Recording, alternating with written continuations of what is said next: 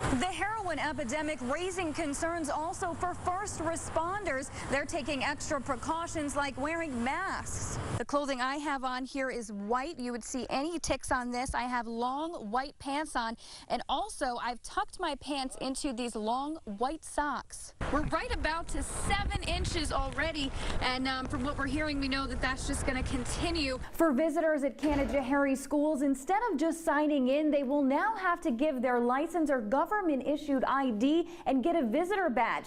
If anyone is on any level of the sex offender registry, law enforcement will be notified and the superintendent has to sign off before they enter. Police will not confirm or deny this, but Macomber says it was right here in this area where Sergeant Strzok allegedly then threw a hot cup of coffee at him. You see an ad on Craigslist, you're ready to rent the perfect home for you and your family. But when you get there, knock on the door, the homeowner answers and has no idea what you're talking about. We came here to the Hudson Opera House to try and ask Governor Cuomo some questions about funding for Hoosick Falls. We were told there will be no off-topic questions, so we're trying to catch him here outside. PFOA contamination in the town of Hoosick, a major problem, but it's something very small, these carbon particles that can help reduce levels. Not just the street names, they've even gone so far as to make things dangerous by stealing stop signs. Chief McFadden was thrown from his motorcycle. He ended up on the side of the road calling for help. He says the only thing comforting to him was when he started to see some familiar faces. Why this is where everyone wanted to come after the storm, not just for the food. There are hundreds of kids here and families all working to fight back against cancer. And you guys are having a good time, right? Yeah. Let's keep people smiling. How are you staying warm? Does this help you? Under Armour is keeping me warm. Okay, all right. He's got a lot of stuff and snow pants on there. Well, high five. You definitely brightened up. Oh, he says hi, Steve. Great night, Steve. He definitely brightened up our time out here. News 10 ABC's Lindsay Nielsen is a judge for today's event. She joins us live to tell us more about the competition. Hard work for you tonight, Lindsay. Lydia, it's been incredible being here. I'm back from last year. I was here, and the competition just keeps getting better and better.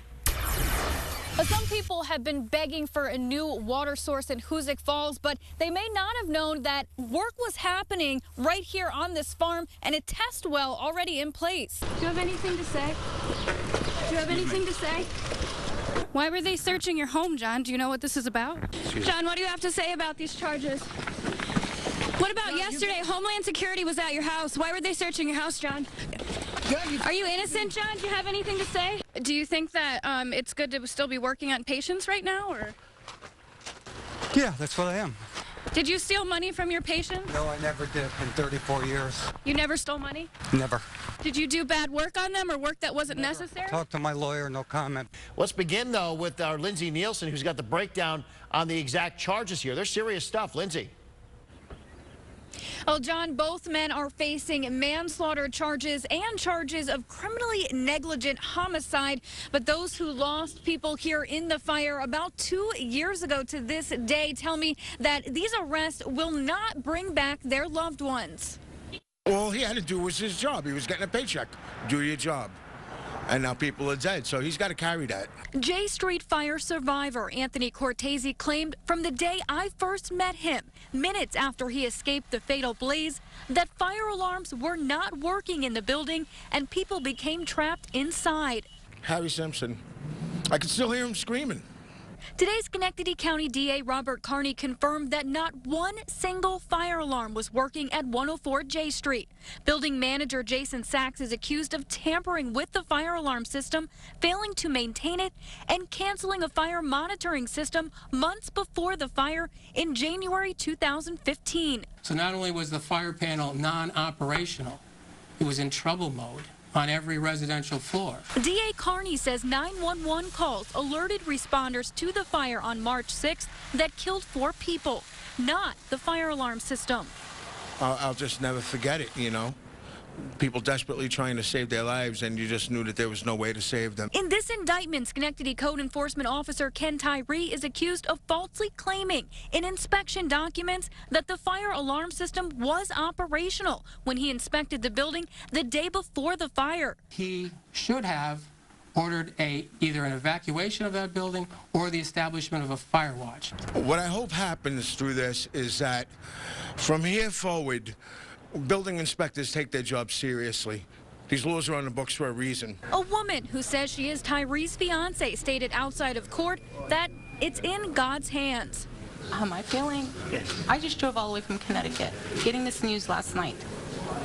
I'm not feeling that great. I feel helpless right now. Now, Tyree is also accused of putting false information on his employment application when he applied for the city code enforcement job. The DA says that this investigation is far from over.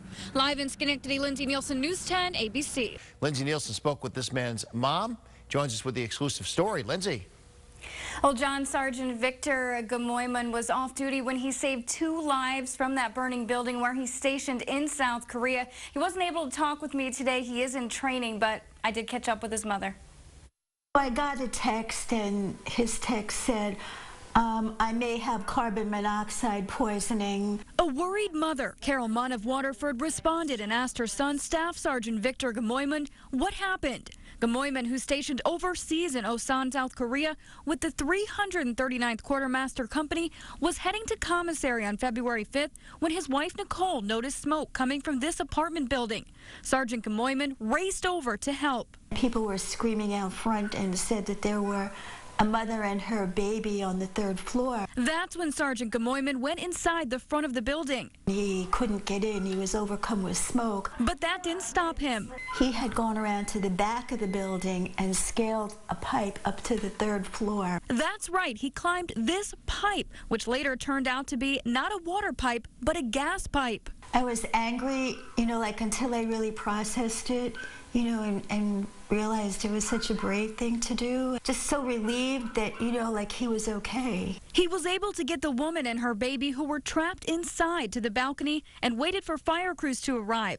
He is in the military, and it is his training. Other people weren't physically capable of doing it where he was and didn't stop to think. That first text he sent his mother about his health now explained. He had carbon monoxide poisoning for a week, and he had to take medication for that.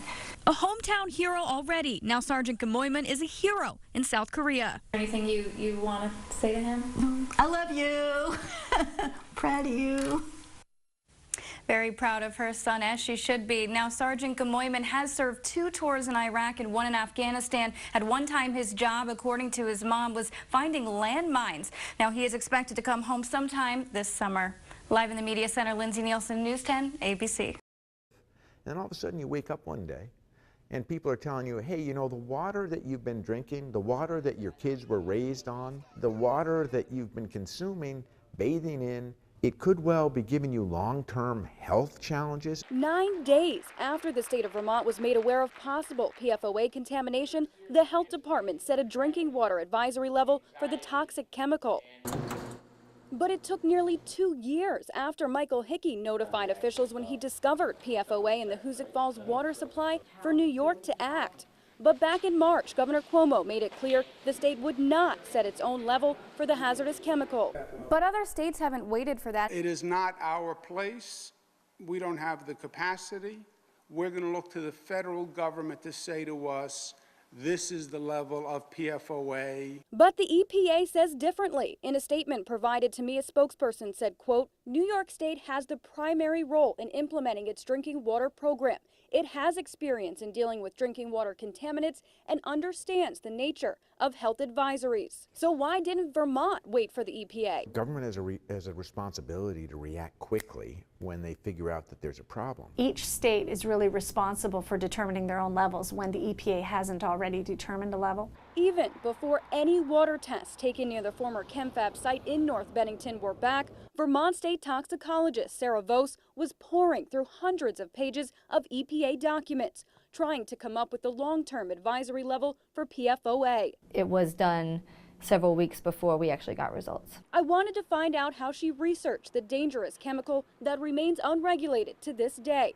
Those told me it wasn't rocket science. Toxicity times exposure will give us our drinking water level. In fact, it's something she's done many times before with other unregulated chemicals. We have health advisory levels for over 100 chemicals. The PFOA advisory level chosen for Vermont, 20 parts per trillion. Our value of 20 parts per trillion is based on how much water a small child drinks. That amount of water per body weight is much greater than the amount of water per body weight that an adult drinks. Vermont's level of 20 parts per trillion, a number drastically lower than what officials in New York have used as guidance. They've used 400 parts per trillion, which was later lowered to 100 parts per trillion in Region 2, the Hoosick Falls area. Governor Cuomo said back in March he wants a common standard nationwide. So it's not just as simple as, well, pick the lowest number that you can,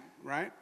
Because that's not responsible either. Vermont confidently defends its decision to go lower. The risk assessor who was on this, and along with our toxicologist, they're very passionate about this work, so it's not just work. They believe it deep in their souls. You know, our health department looked at this very carefully, and we feel that 20 parts per trillion is the threshold that should really be the standard, not only for Vermont, but for the region, because this stuff is not good. New York and Vermont are not the only states dealing with the issue. It's been reported that 27 states have areas that have tested positive for levels of the toxic chemical. This map from the Environmental Working Group highlights in red locations in a number of states with PFOA. The EPA conducted testing for certain areas, but stopped in 2015. There is going to be a fight for clean water ahead because of the environmental abuse that the entire planet is engaging in with irrational exuberance. It was smoke filled, generally in a blue haze. You worked. In 1987, Annette Griffith, a young girl in her 20s, breathing in heavy blue smoke is what she remembers about her time making Teflon-coated fabrics at this old plant in North Bennington. On the warning labels on every barrel of dispersion that we received from DuPont stated, in any heat application, any and all fumes must be completely exhausted. But Griffith says the smoke wasn't completely exhausted. No mask. No mask. Griffith says she eventually became the chair of health and safety. That particular year, we had had 5 heart attacks, and 2 of which died. And then another younger man in his 30s passed away of cancer. So I started digging a little deeper in what we were using. She says some workers complained to her about the smoke, feeling sick and, you know, every time you blew your nose, there was blood in it. But she says those complaints fell on deaf ears. Once I brought up a complaint in the meetings, and, you know, I would go back and report to that person, it would go nowhere. David Barber still lives near the plant, formerly known as ChemFab. Now frozen in time, it sits near the Walloomsac River. He recalls that blue haze and working directly with toxic chemicals. They actually told us, don't worry about it, nothing will bother you. It's like we put our arms right up to our armpits in the wet Teflon, you know, it was just like fat-free milk. It was just like a watery substance. And, you know, they said, you know, don't worry. That mix contains the hazardous chemical PFOA. Now they wonder, how did it poison drinking water for many with private wells in the area? They had a drain in the floor, which they would squeegee any, you know, anything down the floor or into the drain. Personally, I think they need to look under that building. After reading through dozens of pages of Vermont state documents, I found that Griffith wasn't the only one making accusations. A long history of grievances made by those living close by were filed from 1975 to 1997. Around 30 complaints were filed about odor and smoke coming from the plant. And that just stunk so bad. It smelled like hair burning or bodies even. I said, so, if it's not safe for the environment, how is it safe for us? After further checking documents, I found that at one time, 2 enforcement actions were filed by DEC against ChemFab. An odor abatement plan was developed, and the company later installed pollution control measures. They pay out fines like it was handing candy to the kids. And that's disgusting. St. Gobain acquired the factory in 2000 and shut it down in 2002. They are now paying for bottled water for those in North Bennington and filtration systems. Barber was the first person in North Bennington to have a filtration system installed. And you're just waiting now to see if it's obviously working. Right. For Barber, the pain now is those he's lost, friends he worked with, and his daughter, he says, has cancer. I always figured, don't worry about the water. Working there would have killed me. Griffith has been diagnosed with a multitude of health issues. Her service dog, Lydia, comforting her. She too wonders if some could be related to PFOA or other toxic chemicals she worked with decades ago when she was the picture of health. It makes you angry when they knew it was all about money. It was all about the money.